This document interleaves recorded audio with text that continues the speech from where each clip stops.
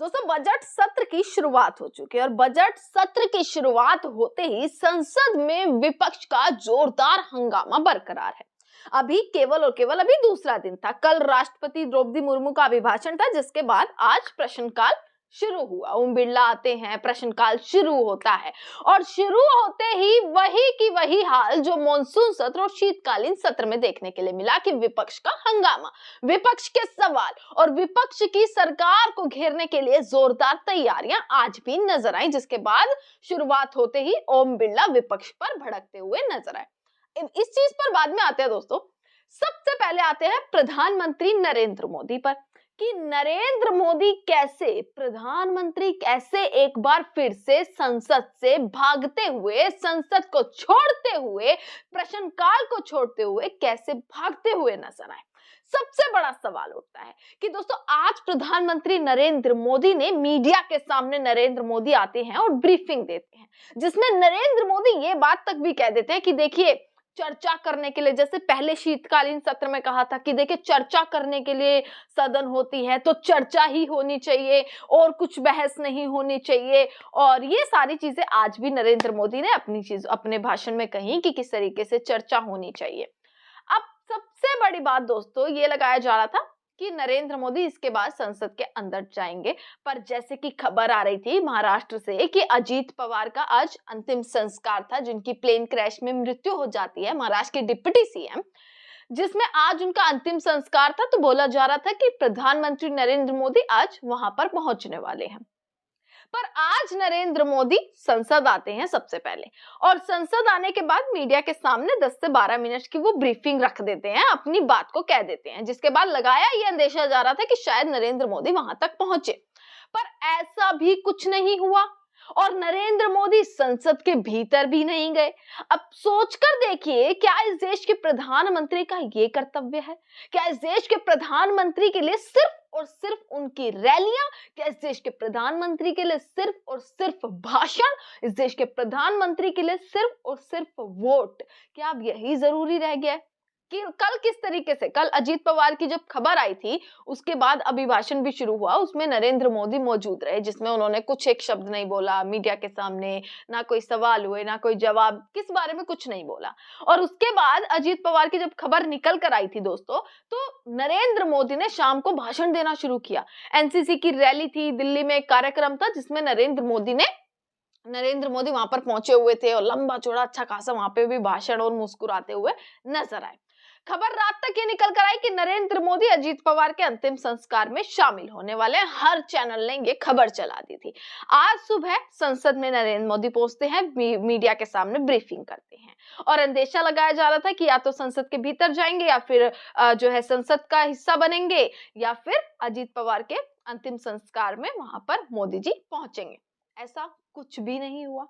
संसद से भी भागे, ना वहां गए अजीत पवार के अंतिम संस्कार में प्रधानमंत्री। संसद सिर्फ आए, अपना भाषण दिया, अपना मीडिया के सामने अपनी बातें रख दी और वहां से भी चलते बने प्रधानमंत्री नरेंद्र मोदी। अब ये देखना होगा कि भाई संसद का जो कार्यकाल है, बजट सत्र का जो कार्यकाल है दोस्तों, वो चलने वाला है। पहला जो फेज होगा वो 13 फरवरी तक होगा, उसके बाद 9 मार्च से 2 अप्रैल तक पूरा फेज होने वाला है। कितनी बार, यानी कि बोला जा रहा है कि 30 बैठक जो है वो होनी है, पर इन 30 बैठकों में से, इतने तमाम दिनों में से आखिरकार प्रधानमंत्री कितने दिन सदन में शामिल होने वाले हैं? संसद में बैठकर विपक्ष के सरकार के जो सवाल, सरकार को लेकर जो सवाल है, जो विपक्ष की तैयारियां हैं सरकार को घेरने की, उस पर आखिरकार नरेंद्र मोदी कितने जवाब देंगे?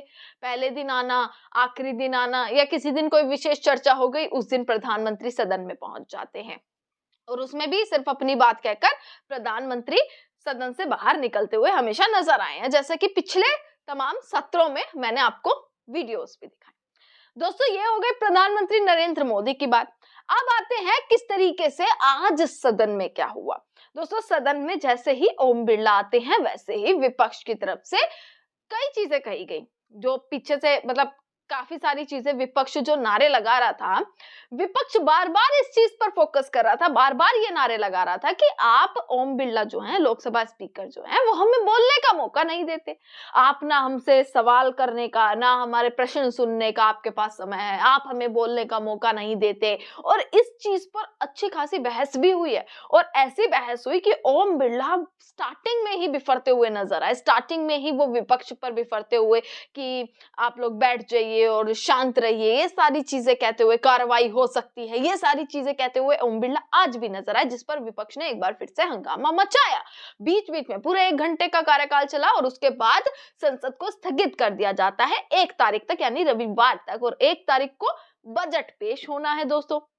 अब उस दिन क्या होगा वो भी सारी चीजें मैं आपको बताऊंगी। आज संसद की छोटी सी झलक मैं आपको दिखा देती हूँ किस तरीके से क्या क्या मामला रहा, कि बीच बीच में हंगामा बरकरार रहा है, क्योंकि विपक्ष का सवाल वही, विपक्ष का वही कि भाई इस बार सरकार को घेरेंगे। और वहीं शशि थरूर की एक आज फोटो भी वायरल हुई है, वीडियो वायरल हुई है, जिसमें वो राहुल गांधी से मिलते हुए भी नजर आए हैं, जो एक अलग अब राजनीतिक मोड़ ले रहा है कि देखिए सब कुछ सॉर्ट हो चुका है। ये शशि थरूर भी कहते हुए नजर आ रहे हैं कि सब कुछ सॉर्ट हो चुका है, राहुल गांधी के साथ उनकी मुलाकात अच्छी रही है, और मुलाकात में अब पूरी रणनीति तय हो गई है कि अभी आने वाले दिनों में कैसे घेरा जाएगा पूरी सरकार को।